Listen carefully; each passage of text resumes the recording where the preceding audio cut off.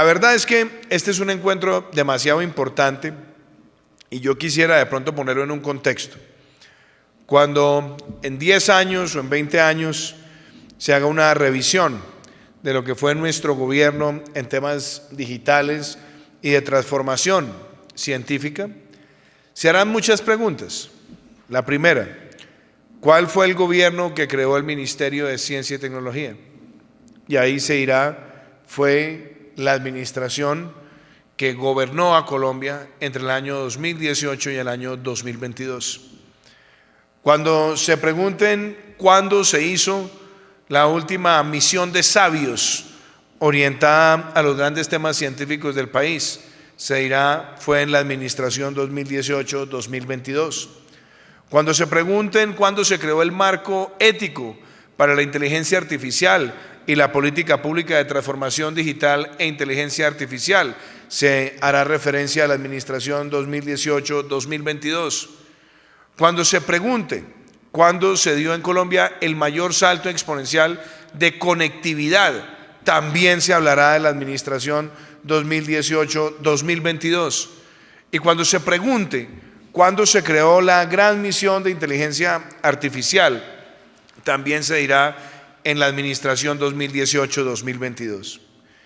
Y esos son tan solo hitos a los que yo quisiera hacer referencia, porque hoy se está lanzando no una misión cualquiera, sino una misión que tiene el objetivo de situar una propuesta de país en el contexto quizás más rápido de transformación tecnológica que haya vivido la humanidad recientemente. El ejemplo más claro es que la inteligencia artificial en los últimos 14 años ha tenido un salto exponencial.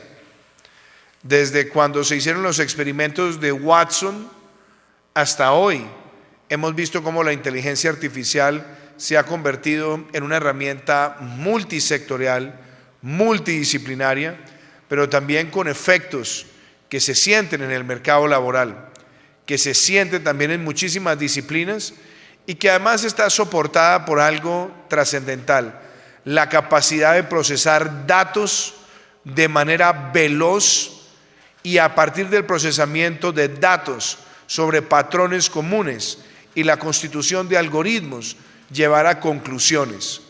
Eso es lo que hoy denominamos inteligencia artificial, la capacidad de procesar información en grandes cantidades y llegar a conclusiones a partir del procesamiento. Sabemos sin lugar a dudas que la inteligencia artificial hoy en día está produciendo resultados magníficos en muchas áreas. Hoy la inteligencia artificial aplicada a la genética también permite leer patrones sobre el comportamiento de ciertas patologías o inclusive sobre ciertas células y a partir de ahí también mejorar la capacidad de enfrentar retos en materia de salud pública. Hoy, por ejemplo, cuando vemos a una empresa como Moderna hacerse presente en todo el mundo en materia de vacunación, nos damos cuenta que la forma en la que la empresa se define a sí misma no es como una empresa farmacéutica, sino como una empresa de inteligencia artificial. Hoy vemos, por ejemplo, cómo gracias a la inteligencia artificial estamos desarrollando herramientas como el FinTech y pudiendo desarrollar productos financieros a partir de los patrones de consumo que se convierten en datos, y al procesar esos datos podemos tener ofertas puntuales a los ciudadanos. Vemos también cómo con la inteligencia artificial estamos logrando que los vehículos autónomos estén pasando de fases de prueba a tener ya procesos más estructurales de aplicación en el terreno, porque la combinación de la inteligencia artificial y el Internet de las cosas y la capacidad de procesar datos de manera inmediata permite que los vehículos sean capaces de proyectar su movilidad y minimizar riesgos. Y hemos visto también cómo la inteligencia artificial está siendo utilizada en sectores tan cotidianos como el retail, donde la forma en la que se lee la presencia de un consumidor en una gran superficie, su forma de visitar algunas de las góndolas, los productos que adquiere, también nos permiten entender patrones para posicionar productos en el consumidor. Estos son usos que son muy relevantes, pero también vemos hoy un reto. La inteligencia artificial ha ido cobrando cada vez una mayor preponderancia en el desarrollo de las redes sociales y por lo tanto nos estamos enfrentando también a unas discusiones éticas que no son menores, y es poder identificar qué le gusta a un consumidor, con qué frecuencia consume, a qué horas consume y adicionalmente cuáles son sus preferencias. De hecho, muchos de los algoritmos que se han constituido también en el uso de redes sociales o inclusive de videojuegos en línea están soportados con que los algoritmos que se constituyen son capaces de dirigir al consumidor hacia aquellas cosas por las cuales tiene preferencia o inclusive sesgos. Y esto trae retos y también amenazas. Retos porque requiere también que en una sociedad cada vez más integrada a través de redes sociales pueda no perder la autenticidad de la libertad de elegir. Y la libertad de elegir se soporta sobre todo en información veraz y oportuna y sobre todo no sesgada.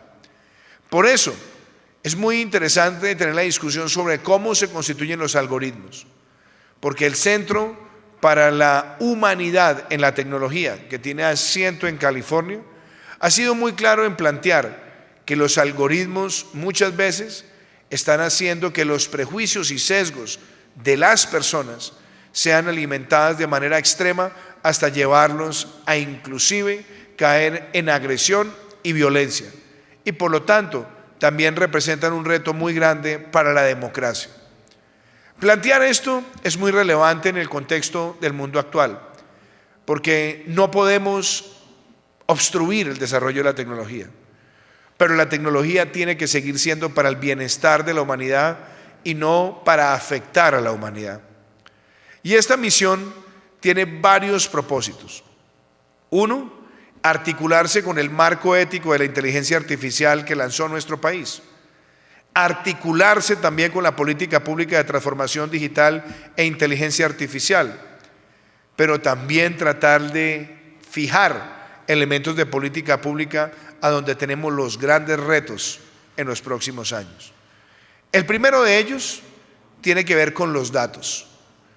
Hoy en día, todos los seres humanos estamos generando data desde el momento en el que abrimos los ojos.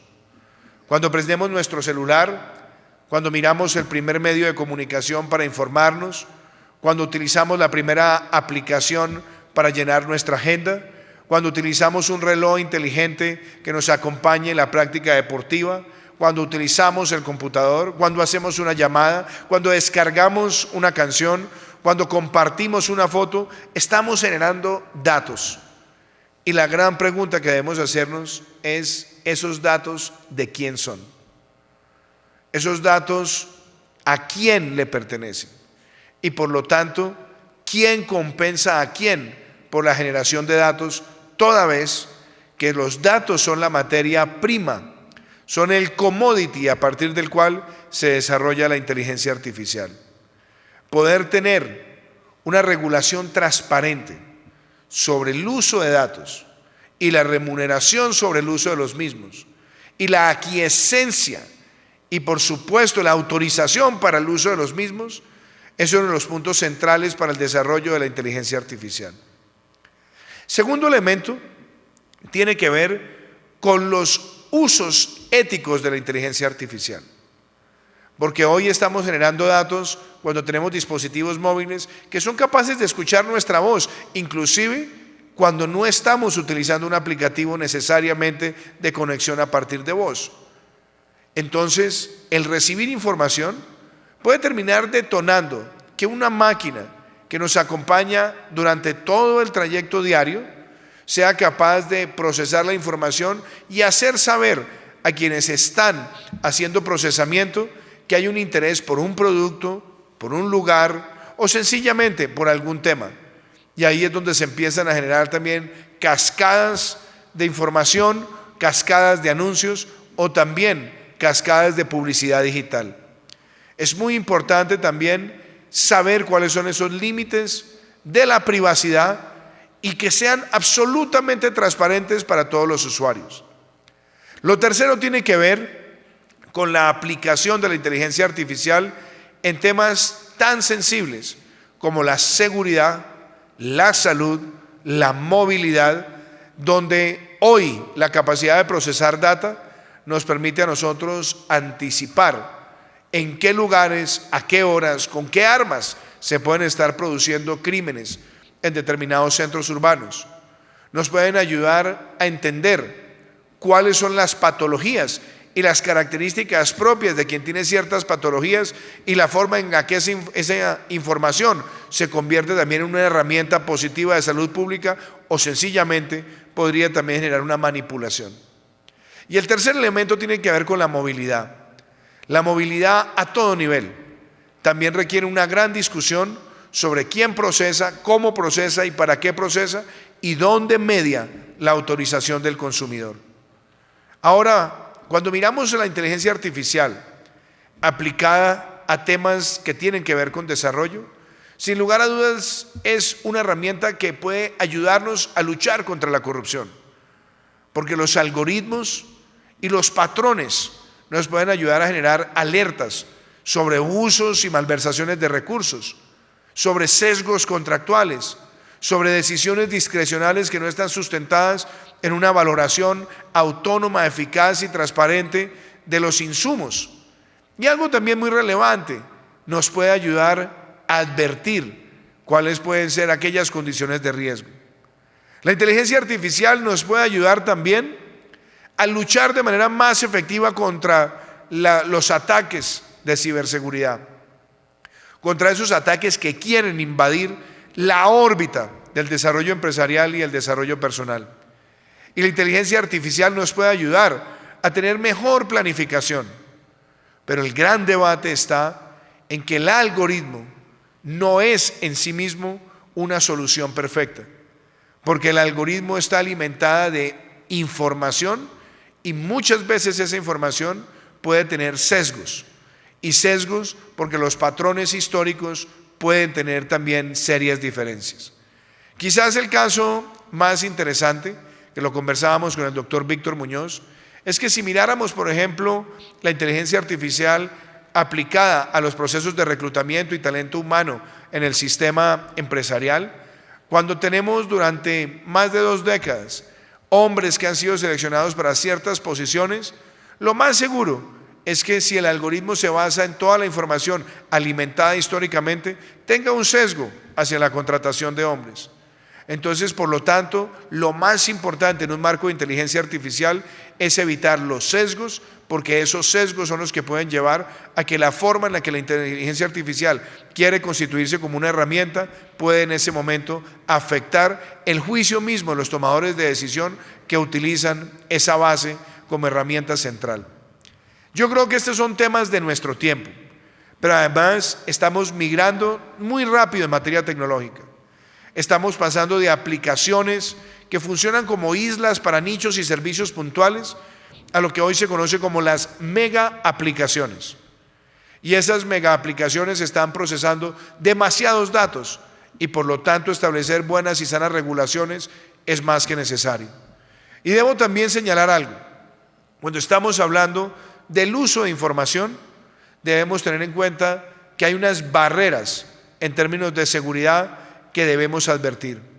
Las redes de 5G son fundamentales y serán cada vez más importantes, pero no se puede hacer un desarrollo de redes de 5G sin que tengamos claridad cuál va a ser el destinatario final de la información que transita por esa autopista.